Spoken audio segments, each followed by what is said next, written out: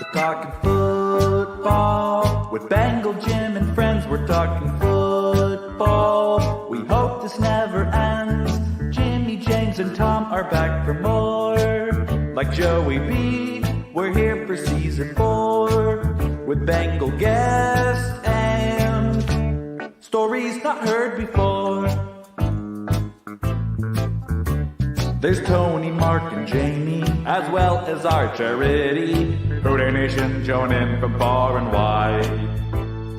Every Tuesday night, the guys are back at it live. By the fans, for the fans, from day one, it's time to have some fun. We're talking football with Bengal Jim and friends. We're talking football. We hope this never ends. The Bengal boys stop by to drop the speed. Don't get your popcorn ready and take a seat. Season 4 will end with the Lombardi.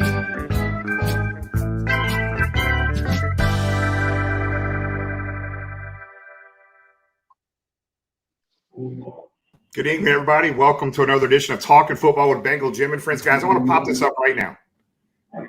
92% chance for us to make the playoffs if we get 2 more dubs here. Got to beat the Chiefs on the road and the Browns here at home. It can happen. There's a chance for this to happen, guys. So appreciate you guys being here with us. We've got Yoshi coming on from the Bengals here at 8:05. A lot of stuff to talk about. We're missing Tony tonight. We're missing Jamie and Mark tonight, James. Our favorite Canadian is celebrating Boxing Day. I feel like these Bengals fans have learned more about Canada through this show than they ever learned in grade school, elementary school, high school, or college. So yes, today is Boxing Day in Canada, and our favorite Canadian is either returning presents or still opening them. Tom, is that what we would say? He's continuing to celebrate the holidays, and Jamie doesn't need too much of a nudge to celebrate a holiday. So the only thing we've got to work on him is to celebrate Thanksgiving on the right day. But no, he's just celebrating another Canadian holiday, and God bless him. We'll see him next week. Mark is arranging his new array of cigars that Santa brought him, and the same with Tony. Tony is arranging, by date of expiration, all the face paint Santa got him. So big day, big week for all of us, big Christmas, and thanks to everybody for tuning in on this holiday week. Yeah, we certainly hope everybody had a great Christmas. Exciting guest here, current Bengal wide receiver and draft pick from this past season out of Princeton, going to join us here shortly. Jimmy, go ahead with what you were going to say, my friend. Yeah. So, guys, we on YouTube, we are 16 viewers away from breaking 4,000 viewers. So if you're watching right now on YouTube, you can't interact and type in questions and interact with Yoshi tonight until you subscribe. So if you're watching on YouTube, please make sure you hit the subscribe button. Click that button and subscribe. We're trying to get those extra 16 to push over that 4,000 subscriber mark. And Tom, putting you on the spot here, man. I know this is an easy one. I know everything's a softball for you, but on this date in Bengals history, a very, very special day in Cincinnati Bengals history, December 26, 1970, the Cincinnati Bengals did what for the first time in their franchise history? 3rd year in. Played a playoff game. Youngest team at the time to win a division championship in organized sports. Held that, God, I think they held that record for 26 years or something like that. Really remarkable. But they played the legendary Johnny Unitas in Baltimore. Didn't have the outcome that they wanted against a very powerful team that ended up winning the Super Bowl. But yeah, nope. First playoff game in franchise history against the Colts in Baltimore, Old Memorial Stadium. That god-awful stadium. I'm going to pop up Lisa's comment here real quick, since it is a post-Christmas celebration show.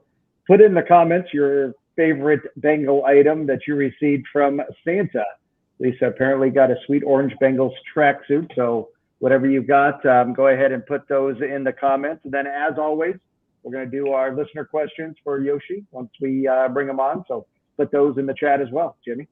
Yeah. So we're streaming live, obviously, Facebook, Twitter, and YouTube tonight. We're attempting to stream live to Instagram right now. I'm not sure if it's working or not. We'll go check on that later, guys. But I didn't even realize this tonight, but I was kind of updating some stuff a few hours before the show started tonight. Tonight's our 169th episode, man. We're getting close to that 200 mark, man. I can't believe 4 years in, 169 episodes. So that's not counting the one-off stuff that we do every now and then, but these are the weekly shows that we do. So good stuff. So, man, a lot of people got a lot of jerseys and signed Jamar Chase stuff for Christmas, as you can see, as everybody's popping up James is popping up their Christmas presents. So, Tom, I want to have you introduce our guest this evening. We got him for about 15, 20 minutes. I'll let you do the introduction.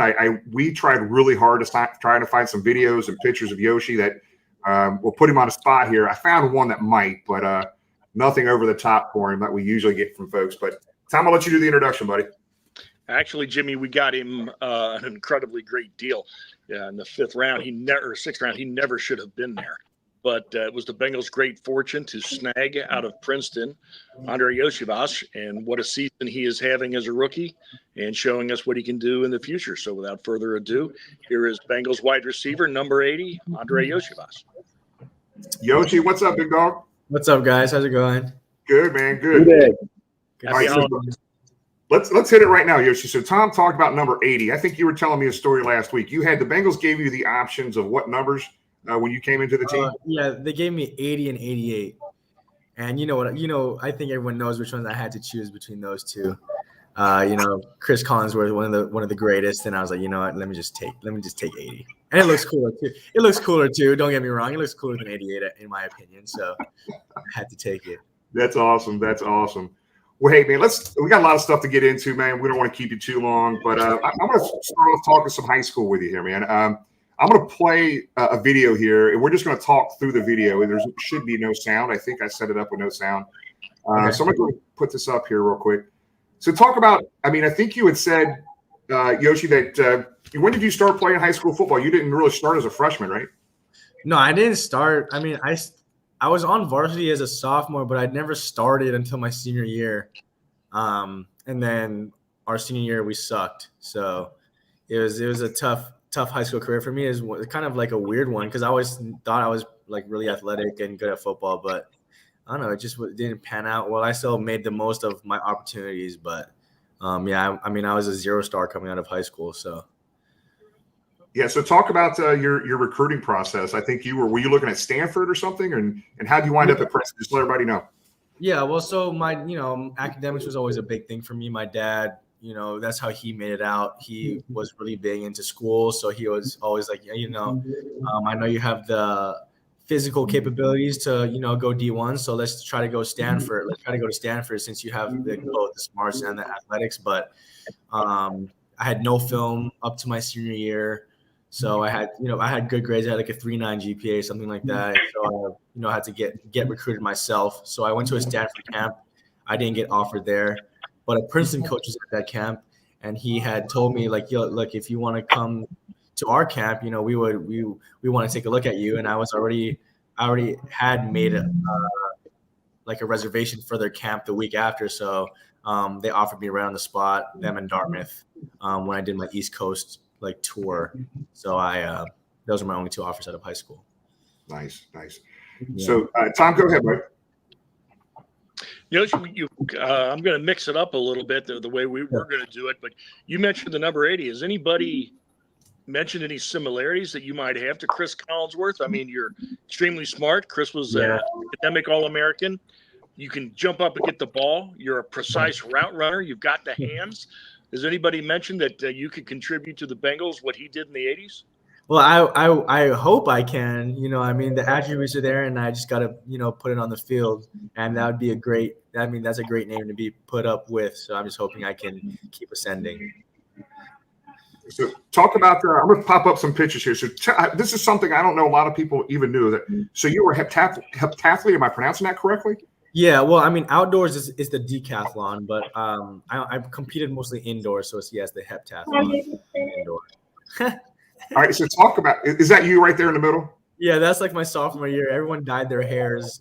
Everyone dyed their hair blonde, so I look kind of funny there. But so you did shot put, you did all kinds of stuff. Yeah, it was like basically a culmination of like track and field in one event.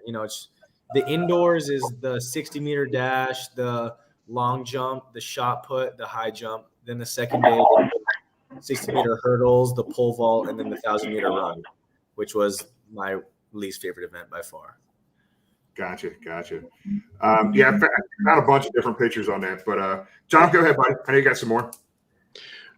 Coming into the league, well, let's jump back into the Ivy League. You'd only played a couple years of high school. Yeah.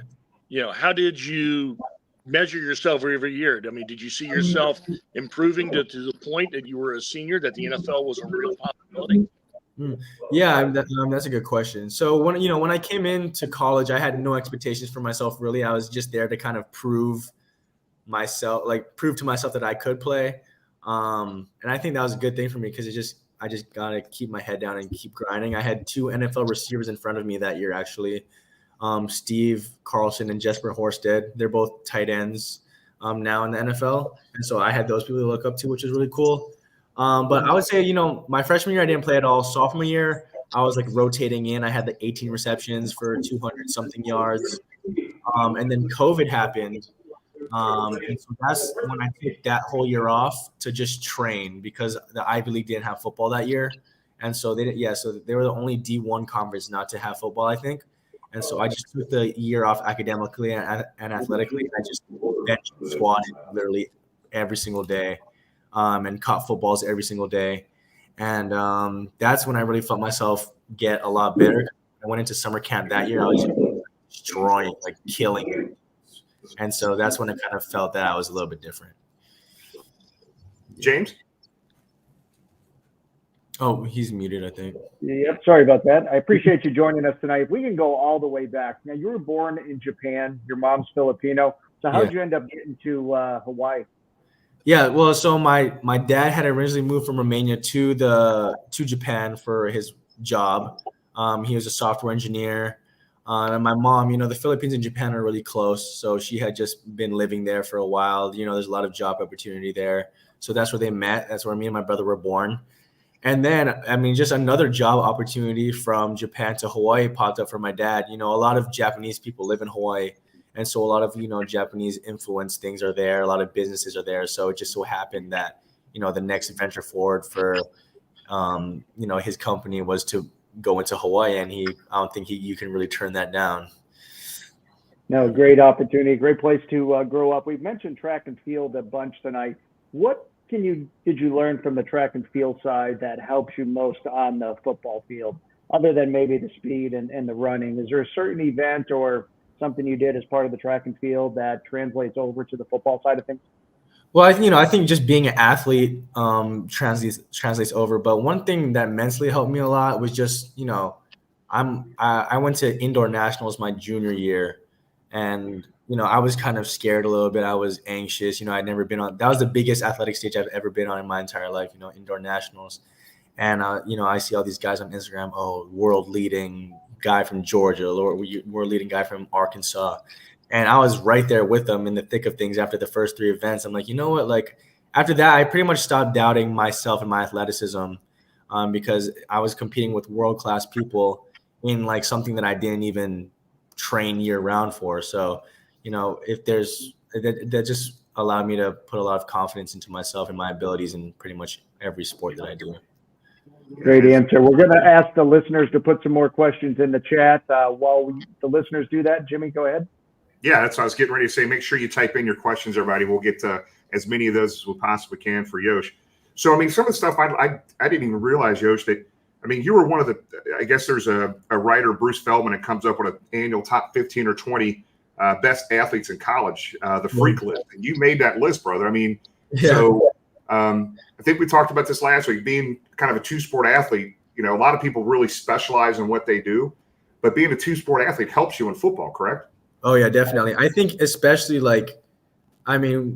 in your developmental years, I think definitely. So, you see a lot of kids like just doing football, doing football year round, 7-on-7s, and that's all they're doing. But you really your body needs to move in different ways, and it needs to be experienced. Your muscles need to get used to it. You pray for dudes not to get injured, but if you're not like varied in your in your sports as a child, like your body's only going to get used to certain types of movements, and that's when you get hurt the most. Yeah. So Tom? Yeah, just coming into the league, what have you noticed being the biggest thing you have had to adjust? Is it separation from a different level of cornerback or D-back, the route running, the offense? What has been, your biggest challenge so far? Yeah, I mean, I never faced a lot of man coverage in the Ivy League, so I would say just, coming into camp, it was all man. People want to see you go up against the best dudes, and I'm ready for that. But it was just something I haven't seen in maybe, I don't know, 3 or 4 years. So the Senior Bowl was actually the first time I did one-on-ones in I was literally 4 years. So, that was somewhat new to me, but, I'm always working on cone drills and things like that, releases to get better. And the offense wasn't that bad. I mean, it's a lot, but once you get certain patterns down, you kind of understand how things work. And I don't know. Football is football. I mean, I thought I had a decent game on Saturday. I had one drop that I wish I could have had back, but when you're out there, you get anxious a little bit. But football is football at the end of the day. So. Gotcha. Yoshi, so we got another video here. So this one right here, we'll play the video. Then after the video's done, we'll come back and talk about it. Okay. I told the whole receiver room that's their responsibility. 3rd down and 4 as Browning waits for the shotgun snap. Browning wants to throw. Quick pass for Iosivas. He makes the catch, and he'll take it down to the 15-yard line where the Bengals will have a first down. Let's finish this. Come on. Scanning the field. Throws over the middle. Touchdown! And Andrei Iosivas is doing the gritty. Congrats, brother. Hey, let me get the ball. Hey, let me get the ball. Oh. I want the ball. That was nice. He caught the ball, goes airborne to catch it, spins the ball, and gritties away. That's a pretty nice effort by the rookie. Dude, I even said I was going to hit the gritty too. Over there. I hope the mic up put that in there. The gritty was all right. Yeah. Jamar said to hit it. That's hilarious, bro.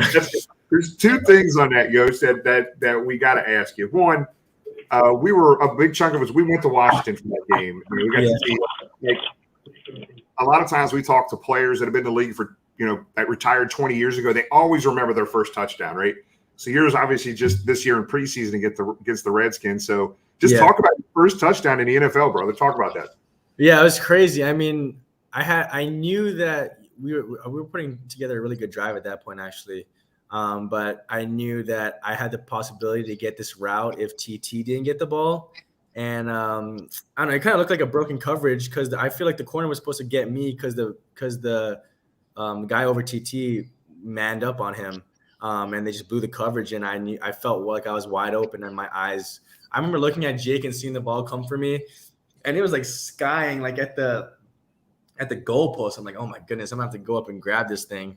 And I was lucky I was able to go get it. But that thing felt like it was in the air for like a year because I was all by myself. I had to go jump up and get it, and then the gritty was something I was planning for a while, but that was sick. And I almost forgot the ball again. So like I did against, Yeah, I know your ass was practicing the gritty, man, because you nailed it, man. You did a good job. Appreciate that. But the other thing on the mic'd up thing, man, at the beginning of that video, that clip that we just played, you were very specific. Like, hey, you told the receiver room I'm mic'd up, right? So we don't want players saying stupid shit while you're mic'd up, right? Is that the That's the rule. Everyone's like, make sure you let us know when you're mic'd up. And especially if a vet doesn't let people know, like they're gonna get heat for it because you never know what you could possibly be saying. So you don't want to get like, even though they probably won't put it in there, like you still don't want to be putting it out into the world. You know what I mean? So you never know. That's good stuff. Good stuff. James, want to go through some questions from the viewers? And I know we've got some other ones we can hit as well. Yeah, we do. This is perfect timing coming to the end of 2023. Looking forward to 2024, Yoshi. Joseph asked, can you share your personal or maybe professional goals for 2024? Yeah, I mean, personal goals are my somewhat professional goals. I mean, it's to become the best be on the path to become the best football player that I can possibly become. And I think that, by the end of my career, if I don't feel like I've done that, then I will not be satisfied with my personal life, which is my professional life. And so I'm just trying to make sure that I can do everything I possibly can to become the best player I can be for myself. And then hopefully it'll help the team win a bunch of games too in the future. All righty. Ekta, who comes to a lot of away tailgates and home tailgates, asks, who is your inspiration on and off the field? That's a great question. My inspiration on the field, man,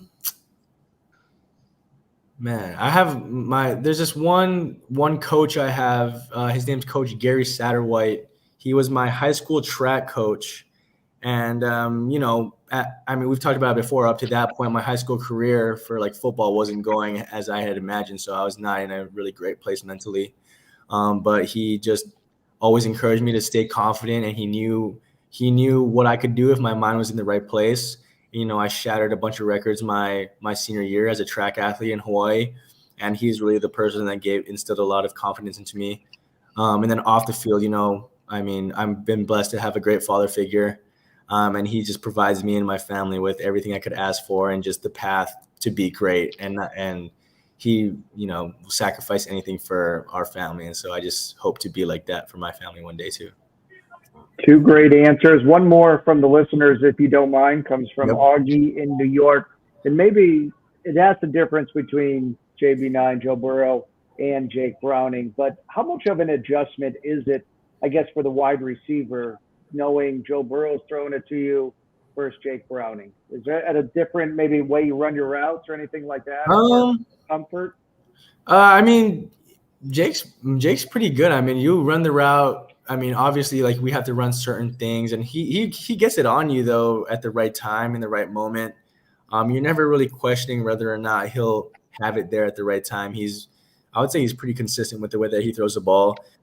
I would say, they're both good leaders. Jake, they're obviously different people, but Jake leads just as well as Joe would.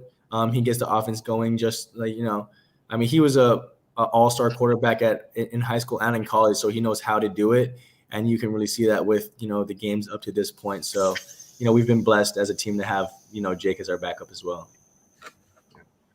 Perfect. You got a few more minutes, right? Yeah. Let me ask you, so Joe Goodberry, a good buddy of ours on social media, breaks down a lot of game film and stuff, and he's been keeping an eye on you and a lot of these breakdowns. So his question really that he wanted me to ask you, so we've seen that you've been open deep quite a bit, but the ball didn't go in your direction. What are the things you can control that can lead to more opportunities?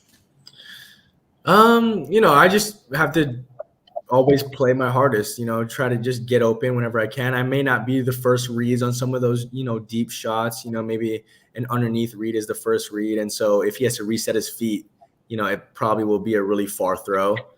But I think that, the situations that I've been open in the deep threat, I've not necessarily been the first read.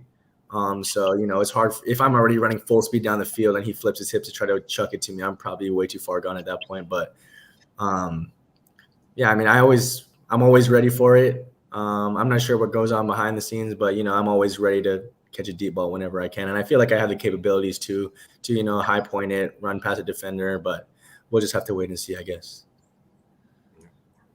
James, we had a couple more viewer questions. We got a lot of them in there. Yeah, there is a bunch of them in here. Mon had one favorite experience during your rookie year thus far, Yoshi. Maybe it's a rookie dinner you had to buy, something like that for the veterans, or maybe on the field. Yeah, we had to pay for rookie dinner, so I'm not sure. It was a good time with the boys, but the experience was 50-50 with how I liked it. My best experience so far, there's I don't know. I kind of just like eating with the boys. I'm not just eating and talking story with guys in the locker room. Just building camaraderie. I don't know. That kind of sounds cheesy, I think, but that for me, I like just hanging around and just talking and getting to know people, whether it's in the locker room or outside of the locker room. But I just love getting a sense of community, to be honest with you. Talk about your. Go ahead. One more. I got another one too, James. Go ahead. Your favorite wide receiver, Bob Young asked, growing up. Any of them you mimic your game after? Well, my two favorite were Julio Jones and Calvin Johnson. I always felt like I wanted to be just like them, freaks of nature who could beat you at all three levels of the defense, short routes, take it long, medium routes, good route running, or just were so fast that they could beat you over the top. And I've been trying to make my game like that. And hopefully I can ascend to a level of that nature. But yeah, those were definitely my two favorites growing up. I think we saw a little bit of that Megatron. Was it the Minnesota game where it was in the overtime or towards the end? You caught it. It was like third down, and you just plowed over a defensive back to get that first down. So I think we see a little Megatron in you. Well, I had to get that third down, so it was either me or him in that situation. So there you go. Yeah. All right, Yoshi, talk a little about, if you're able to. You guys just had a Secret Santa with the receivers room. So talk a little bit about who your Secret Santa was and what they got you. Okay, yeah. So T had me, and so we were talking. I don't know. He's a pretty thoughtful guy because we were talking about just video games, just regular conversation. And he was like, oh, like what kind of console do you play on? Blah blah. I'm like, oh, I have a PS5 right now. That's the only thing I've been playing on, but I miss my PC at home. Like that's where I play all like my, big story mode games, strategy games, whatever. And I guess from that conversation, he had just, went out and got me a huge gaming PC, and it's like a nerd's dream right there, like a gamer's dream. You can play whatever game you want at the highest resolution. It's all great specs in there. So I was really, I was happy when I knew T was mine because I knew he had some money to spend. You know what I mean? So I was like, all right, I might get something good. Tom, you want to close with the last one, bud? No, just I'm going to steal one. I think Jennifer Schultz had it posted on there, and that is coming in the first part of the season before the injury. Any advice you got from Joe Burrow? Anything you learned, picked up from working with him constantly? His expectations and what he may have taught you?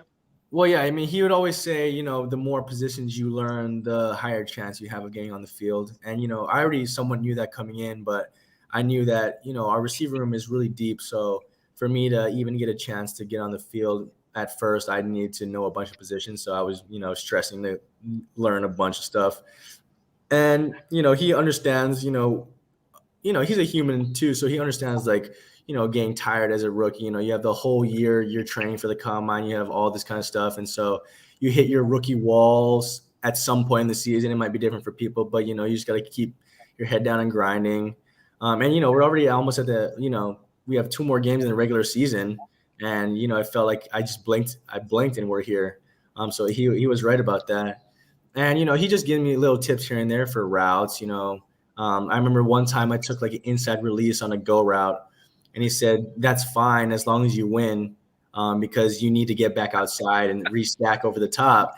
Because if you don't win there, I can't throw you the ball. Whereas if you're covered, but you take an outside release, I have a lot more places to put the ball. There's like little niche things like that that really stick with you. Yeah. Well, Yosh, man, we appreciate your time, man. We told you we'd keep you on here for a certain period of time. We don't want to keep you any longer, man. But I do want to say thank you for being with us. I know you haven't been out to experience Cincinnati as a whole yet. You've been so damn busy with everything. So at some point, we're going to take you out and do some stuff around the city that you hadn't been able to do before. So we'll make that happen. And, brother, there's a boatload of us heading to Kansas City this weekend. And, guys, we know if we get these last 2 dubs, we got a very good chance of getting in the playoffs. Big task this weekend going into Kansas City, brother. So stay focused, stay healthy. Kick some ass, man. Let's bring home a dub this weekend, buddy. Yep. Appreciate that, guys. We will. All right. Who day, man? Appreciate it. Hey, guys. Thank you. Yep. Thanks, Mike. See you.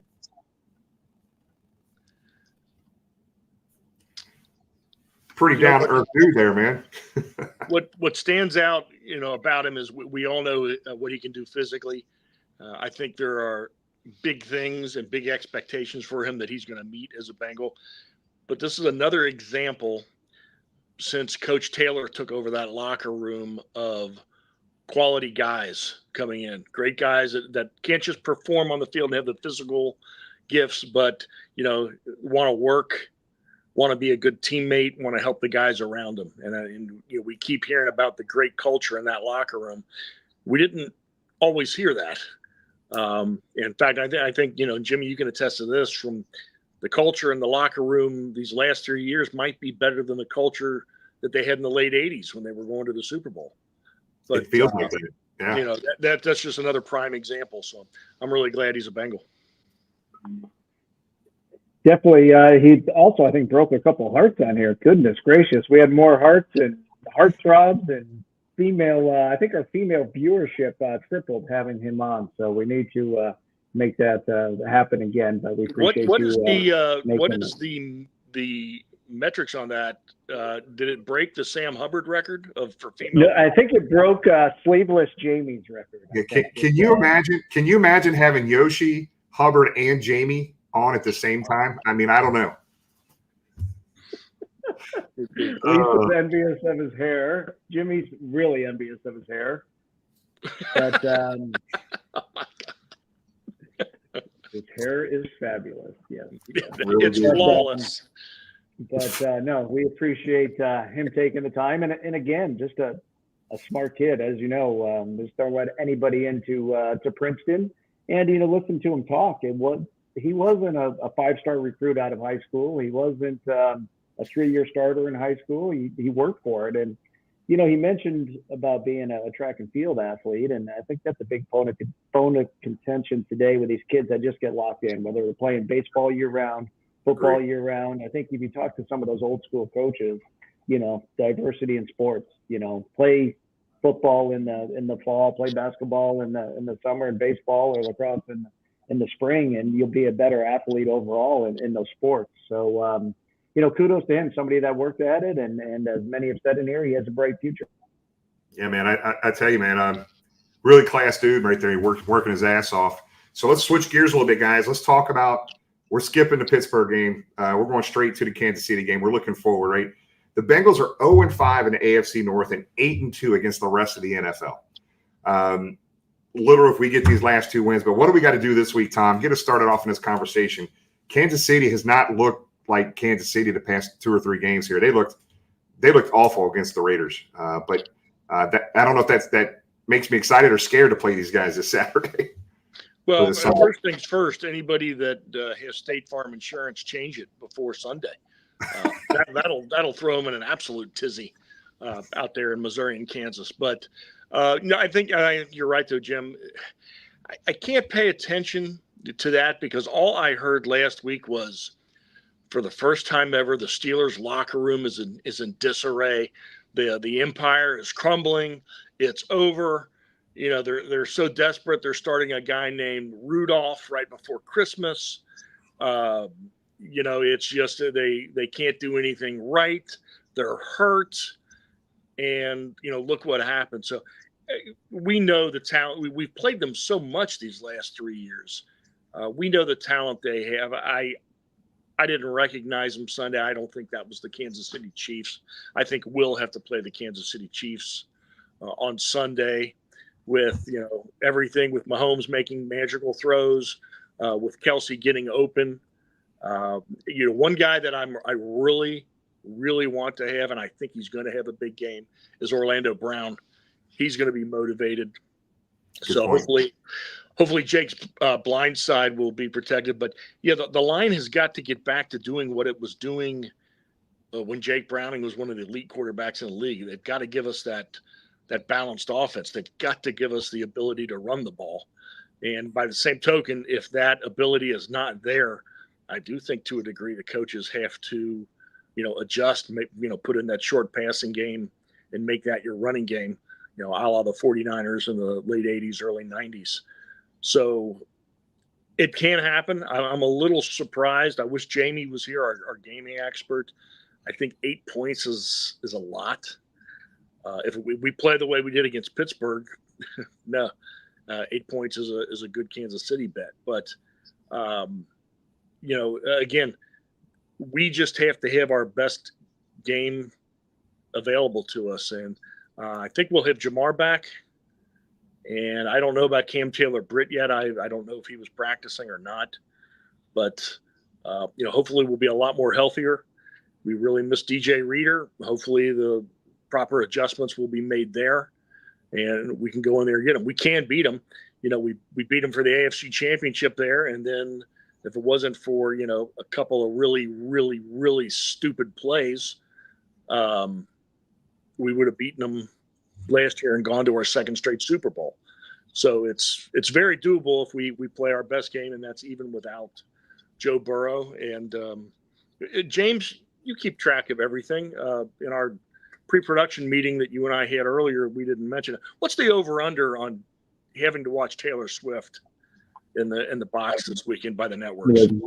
I think that's a guarantee. But going back to your Cam Taylor-Britt versus Jamar Chase, I think we have a much better chance to see Cam Taylor-Britt on the field than we do Jamar Chase on Sunday, unfortunately. But I think Cam Taylor-Britt back in the secondary will be huge for us. It's going to be a tough battle. I think you saw that Raiders defense play tough on Monday and really shut them down. We're going to need our defense to do the same. One thing that they brought up on the broadcast where the rushers basically holding their lanes, not allowing Pat Mahomes to get outside those tackles and run or get them too wide and rush up the middle. I think that's the key to beating Kansas City and that run game. I think if you look back on Jake Browning's best games, we were pounding the ball. Obviously, that didn't happen once we got behind early in Pittsburgh. So we need to keep it close and get that running game involved to have any success there. Jimmy?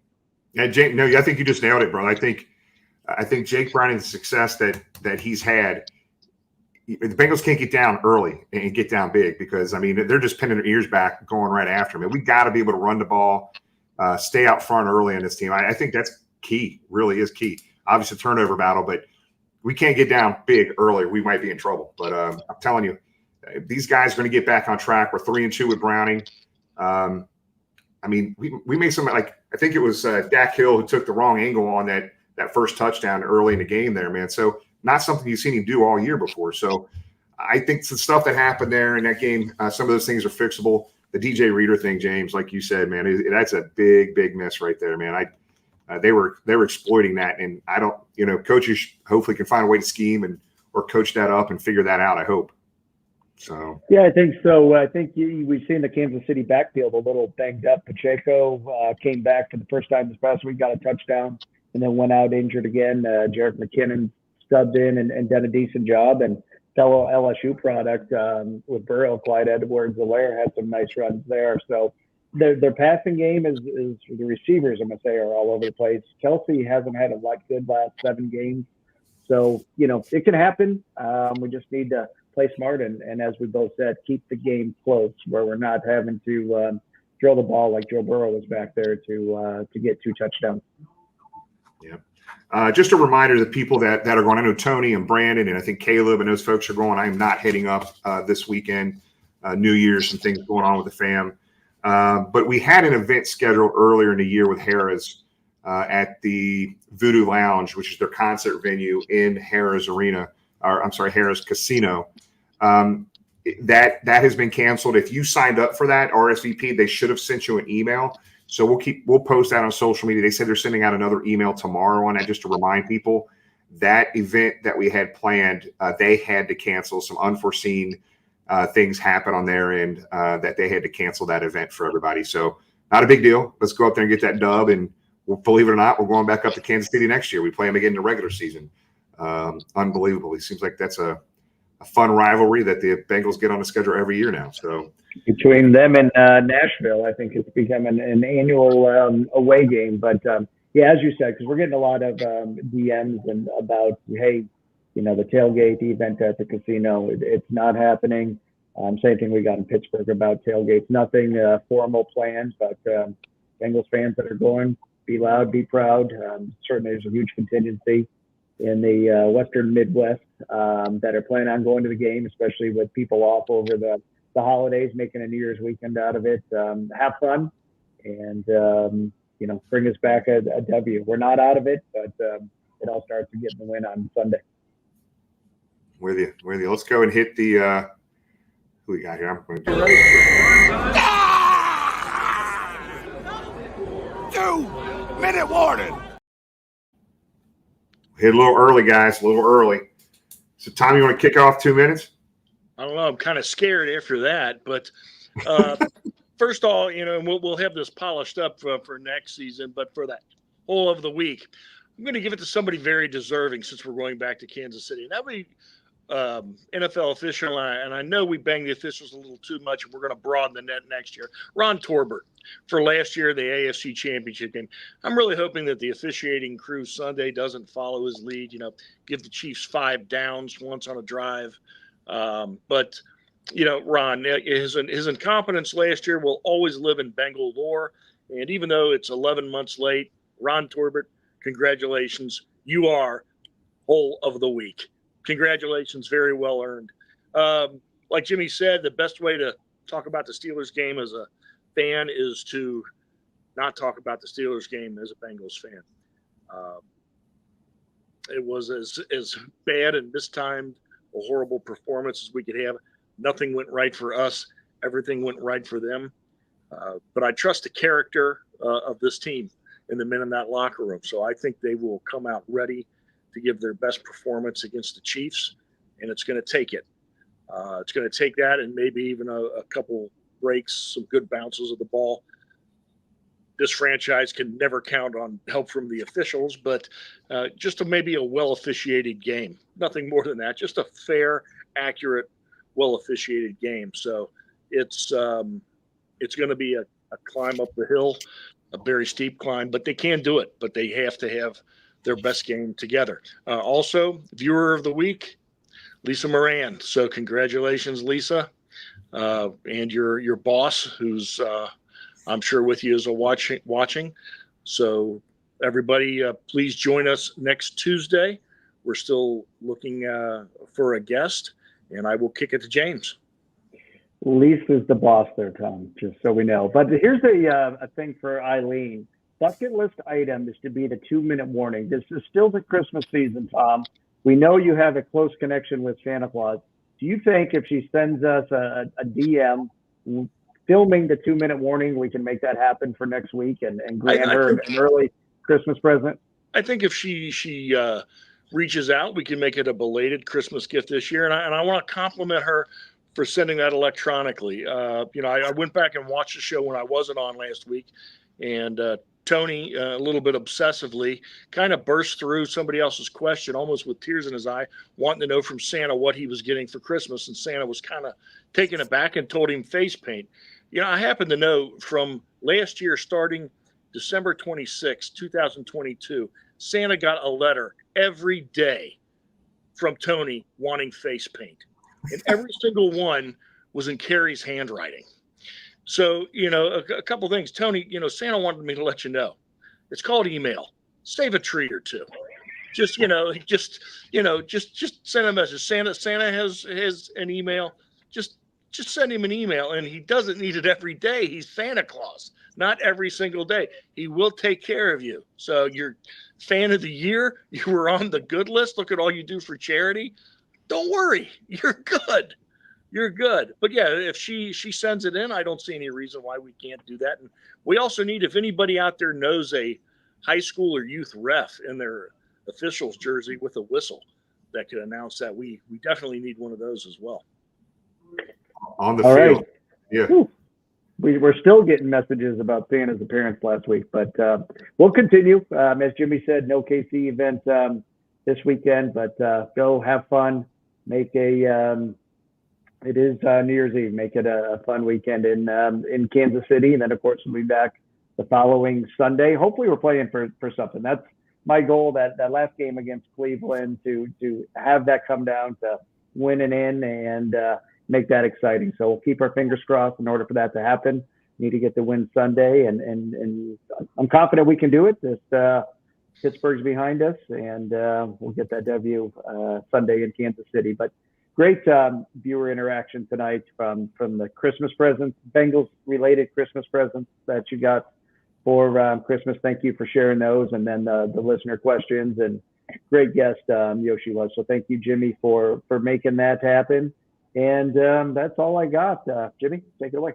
Yeah, I just I feel better this weekend because we're back to being the big underdog that we were not against the Steelers. This is going to be a big game, guys. This is, we've said it multiple times this year, biggest game of the year. There is no playoff hope without us winning this Saturday, this Sunday, guys. So big game. Let's get that dub there this weekend and come home with a winner. So hope you guys had a great Christmas. Hope you guys have a great New Year. Happy holidays, everybody. Again, I think we're maybe 4 to 6 people away from hitting that 4,000 mark on YouTube. So if you're watching on YouTube, before you get off, make sure you hit that subscribe button. That way you can also interact, move forward on the show. So we appreciate you guys. Have a great New Year. Enjoy friends and family, and we'll see you next Tuesday. Good day, everybody. Happy Boxing Day, Canada.